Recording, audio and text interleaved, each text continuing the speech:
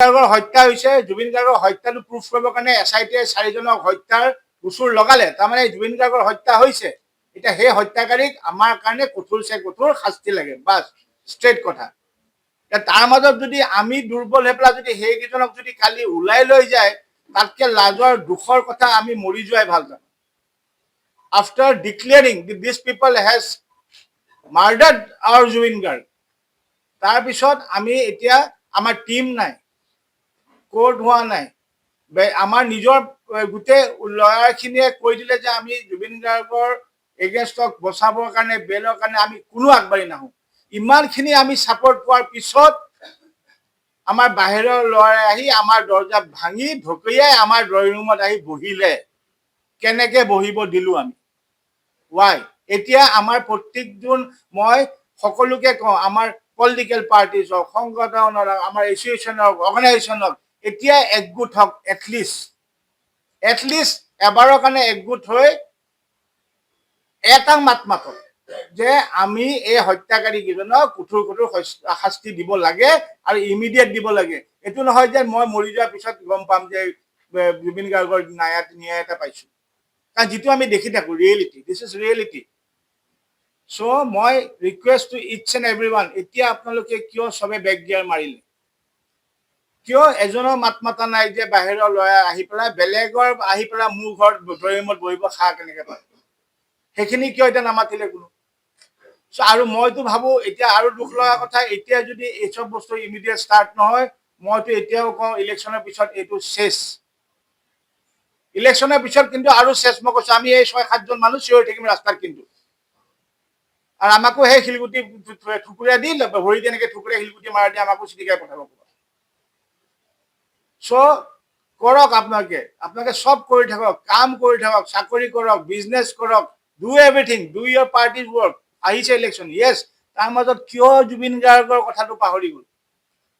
Y? সেইকাৰণে চক এটা গোট মুঠিটো যে একগোট হয় ন, কোনো ৰখাব নোৱাৰে, কিন্তু মই কৈ দিলোঁ। চ' মোৰ ৰিকুৱেষ্ট, আহ্বান হাতযোৰ কৰি কৈছো অসম ৰাইজক, everybody, each and every person যোনে অলপ হ'লেও জুবিন গাৰ্গক ভাল পাইছিল বা দুখ কৰি আছে বা বিচাৰিছিল যে এইটো ন্যায় পাওক, আপোনালোকে মাত মাতক। আৰু আমি চবে মিলি মাত মাতিলেহে আমি ভাবো ইয়াত জলদি আমি এটা কিবা সলিউশ্যন পাম, আৰু যিটো কাৰণে মই জানো প্ৰত্যেকজন মানুহ আমি ৰখি আছো। সেইকাৰণে প্লিজ আকৌ এটা request to our honourable chief minister, sir, please take immediate actions. Immediate আমাৰ টিম বনাওক। বেলেগৰ টিম ষ্ট্ৰং হৈ ৰেডি হৈ বহি আছে, আমাৰ টিমেই নাই। ছেকেণ্ড কথা, স্পেচিয়েল কোৰ্টটোত দিয়ক। আৰু থাৰ্ড কথা, মই each and every Assamese people, I am talking about people in Assamese and people staying in Assam, they might be Assamese or not, চবেই জুবিনক ভাল পাইছিল। সেইকাৰণে মই অকল অসমীয়া বুলি নকওঁ, অসমত থকা প্ৰত্যেকজন মানুহক মই হাতযোৰ কৰি কৈছো, আপোনালোকে এনেকে যদি আমি বহি থাকো, অকল ফেচবুকত জাষ্টিছ ফৰ জুবিন লিখিলে জাষ্টিছ ফৰ জুবিন নহ'ব। জাষ্টিছ ফৰ জুবিনটো কেনেকে হ'ব? How will Zubeen Garg get justice যদি লজিকেলি কামখিনি নহয়? চ' এতিয়া জাষ্টিছ ফৰ জুবিনটো বাদ দিয়ক, হত্যাকাৰী কঠোৰ চে কঠোৰ শাস্তি দিয়ক। আমাৰ লাইন সেইটো হ'ব লাগিব এতিয়া। জুবিন গাৰ্গৰ হত্যাকাৰী 4জনক কঠোৰ চে কঠোৰ শাস্তি দিয়ক, সেইটোৱেই justice. So' again I request, আৰু again thank you so' much each and every one of you, যোনে আপোনালোক ইমান আহিলে আজি। আমাৰ যে কথাখিনি আমাৰ আপোনালোকৰ থ্ৰুৱেদি আমি চব, আৰু কাৰণ আপোনালোকৰ থ্ৰুৱেদি আমি চব গম পাই আছো। আমিনো কেনেকৈ গম পালো যে বাহিৰৰ উকিল আহিছে? কেনেকৈ গম পালো তেওঁলোক ইমান ষ্ট্ৰং হৈছে? কেনেকৈ গম পালো সুপ্ৰিম কোৰ্টত? আপোনালোকে আমাক সেই নিউজখিনি দি আছে। সেইকাৰণে আপোনালোকৰ ইউ আৰ দ্য অনলি ৱে, আমি যাৰ থ্ৰুৱেদি আমি আমাৰ মেছেজখিনি, আৰু এইখিনি আজি আমি কিন্তু মানে এতিয়া আৱেগিক নহয়, তাৰমানে এতিয়া এইটো মানে আমাৰ কাৰণে আচৰিত আৰু দুখ লগা কথা এটা হৈ গৈছে। তাৰমানে কাৰণ বস্তুটো দেখিছো লাহে লাহে নাইকিয়া হৈ গৈছে, আৰু আমি মানে একদম এটা কোণাত পৰি গৈছো। চ' প্লিজ আমাৰ এই গোটেইসকলৰ আজি যিখিনি আমি ৰিকুৱেষ্ট দিলোঁ, এই ৰিকুৱেষ্টখিনি যেন আমাৰ অনাৰেবল CM ছাৰে ৰাখে। আৰু ৰাইজ, আপোনালোক নহ'লে নহ'ব, এণ্ড থেংক ইউ ছ' মাছ আপোনালোক আজি অহাৰ কাৰণে। আৰু সকলোকে নতুন বছৰ হেপী নিউ ইয়েৰ। বছৰটো ভাল যাওক, আৰু ভাল এইকাৰণে যাওক আমি ভাল খবৰ পাওঁ জুবিন গাৰ্গৰ ন্যায়টো। নহয় এতিয়া নহয়, চব নহয়, দুজন দি নহয়, এটা টিম বনাব লাগিব। Is a public prosecutor has to be a team. এটা দুজনক চল, এতিয়া এটা in the court of law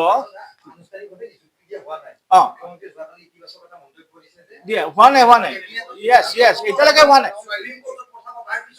য়েছ এতিয়া নহ'ব দীঘলীয়া আমাক ইমিডিয়েট ইণ্ডিপেণ্ডেণ্ট তেওঁলোকৰ টিম ৰেডি হৈ গৈছে আমাৰ বাকী কেইজনৰ টিম ৰেডি আমাৰ টিম বনাওঁতে দেখোন বাকী জাজেতো ৰখি নাথাকে কাৰ টিম কোন আহিছে তেওঁলোকেতো দি দিব আমাৰ মানুহ নাই আৰু যিকেইজন যে গভৰ্ণমেণ্টৰ পৰা দিছে সেইটো এটা rule in the law book যে কোনোবা এনি একিউজ পাৰ্চনৰ যাৰ নিজৰ যদি লয়াৰ নাথাকে কোনোবা এফৰ্ড কৰিব নোৱাৰে বা হি কেনট ডু ইট তেওঁক এজনক এনেও অট'মেটিকলি গভৰ্ণমেণ্টৰ পিনৰ পৰা এজন গভৰ্ণমেণ্ট লয়াৰ দিয়া হয় সেইটো এটা বেলেগ কথা কিন্তু তেওঁলোকৰ অলৰেডি যাৰ জানে সেইটো তেওঁলোকে পাব কিন্তু বাকীখিনিতো তেওঁলোকৰ দিল্লী সুপ্ৰিম কোৰ্টৰ লয়াৰ টিম হৈ আছে চাওক আমি ইহঁতৰ গোটেইখিনি কথাটো গম পোৱা নাই আমি অলপ চলপ গম পাই ইমানখিনি গম পাইছো তাৰমানে ভাবি চাওক ভিতৰে তেওঁলোক কিমান ষ্ট্ৰং হৈ আছে ইহঁতেও ৱৰ্কআউট কিমান কৰিছে কিমান ষ্ট্ৰং কৰিছে তেওঁলোকে ডেট ল'ব পৰা হ'ল এতিয়া they are asking for dates কিন্তু আমাৰ কোনে ক'ব সেইটো কথা নাই so' we need the team the public prosecutor এটা টিম যিটো থাকিব ইট হেজ টু বি যেনেকৈ আমাৰ পিকুৱে ক'লে it has to be experience senior criminal lawyers এটা ডাঙৰ টিম এটা হ'ব লাগিব সেই টিমটোহে দে উইল ফাইট কাৰণ চক আল্টিমেটলি বস্তু এটা লত যাব সেই দেখা পায় ন যে মানে দোষীটো নিৰ্দোষী হৈ যায় নিৰ্দোষীটো দোষী হৈ যায় সেইটো নহয় আৰু আমাৰ এইটো সেইকাৰণে কৈছো যে ইমিডিয়েট পাচিভ প্ৰচিকিউটৰ এই টিমটো ষ্ট্ৰং টিমটো লাগে আৰু ছেকেণ্ড কথা আমাৰ সেই স্পেচিয়েল কোৰ্টটো লাগে not fast track is different special কোৰ্টটোত হ'লে কি হ'ব এটা জেগাত এটাই কেছ এই কেছটো চলিব জুবিনৰ হত্যাকাৰী কেছে চলিব তেতিয়া কি হ'ব কেছবোৰ ফাষ্ট হ'ব সপ্তাহত 5 দিন চলিব বন্ধ দিনৰ বাদ দি 5 দিন চলিব 6 দিন চলিব চ' ইট উইল বি ফাষ্ট যিমান ফাষ্ট হ'ব কাৰণ চক আমি বাৰে কৈ আছো 350 ওপৰৰ উইটনেছ আছে কিন্তু সেই উইটনেছখিনিয়ে কেছবোৰ সদায় লেট কৰি থাকে চ' সেইখিনি আমাৰ ৰিকুৱেষ্টটো যে ইমিডিয়েট আমাৰ সেই টিমটো ইমিডিয়েট বনাওক আৰু লেট দেম ফাইট তেতিয়া আমি অলপ মানুহখিনি আপোনাৰ ছেটিছফাই বা অলপ হ'লেও যে এটলিষ্ট আমাৰ হৈ যুদ্ধ কৰাটো মানুহ ওলাইছে এতিয়া আমাৰ হৈ কোনে যুদ্ধ কৰিব আমিতো আপোনালোকৰ ঘৰত কৈছো আমিতো কোৰ্টত সোমাব নোৱাৰো বা আমিতো নাজানো ল কথা ন চ' ল তাত যাব লাগিব এতিয়া পেচেণ্ট এটা আহিছে ডক্টৰ পঠাব লাগিব এতিয়া ডক্টৰ নাই তাতে আমাক এজনক আমি ফাইট কৰি আছো আমিতো তাত অপাৰেশ্যন কৰিব নাজানো একজেক্টলি তাকেতো কৈছো ইমান দূৰ পালেগে চব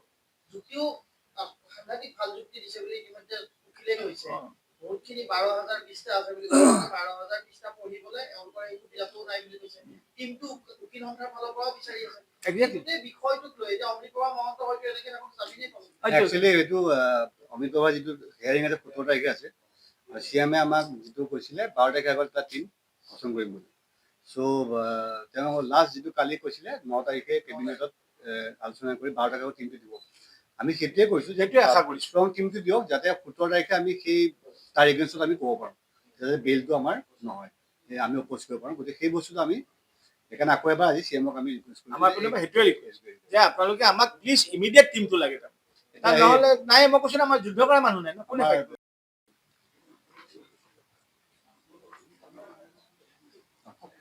নমস্কাৰ মই সংবাদ মাধ্যমৰ সকলোকে অনুৰোধ কৰিছোঁ আজিৰ এই সংবাদমেলৰ যোগেদিয়ে আমাৰ অনুৰোধ আমি প্ৰত্যেকজন ব্যক্তিয়ে আমি মৰ্মাহত হৈ আছোঁ আৰু এটাই কথা ক'ব খুজিছোঁ যে আমাৰ প্ৰত্যেকজন অসমৰ প্ৰত্যেকজন ব্যক্তিয়ে ইয়াক মৰমে উপলব্ধি কৰিছে যে দোষী কোন দোষীজনক দেখি আছে কিন্তু আমি এতিয়া আজিৰ দিনত আমি একো কৰিব নোৱাৰোঁ কাৰণ এই গোটেই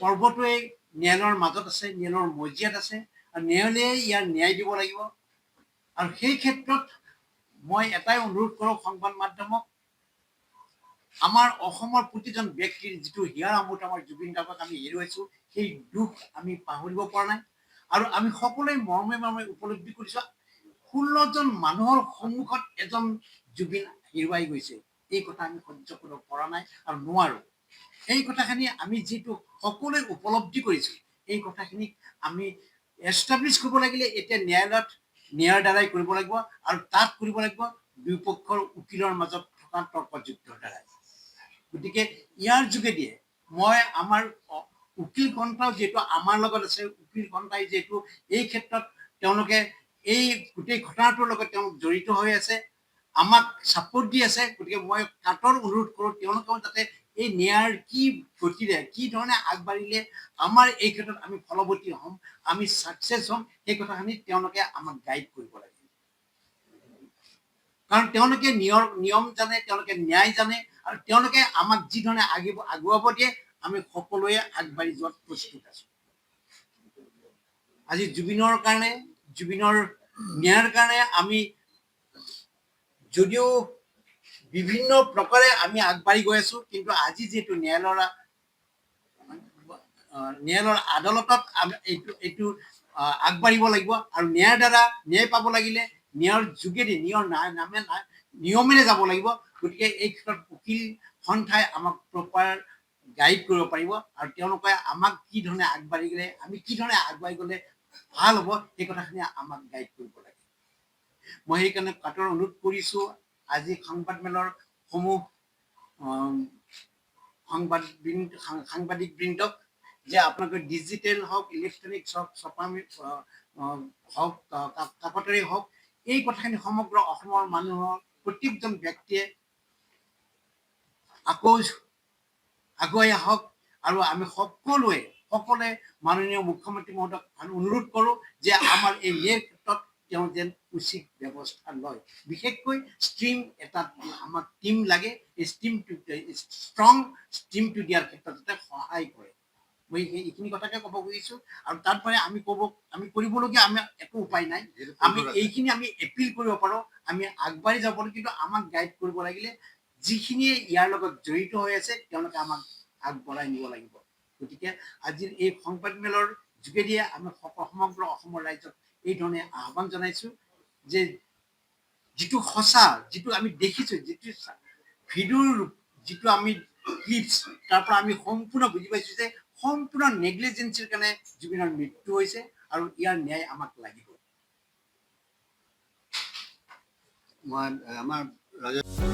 যিকোনো খবৰৰ বাবে যোগাযোগ কৰক আমাৰ এই নম্বৰত 9181 307 221।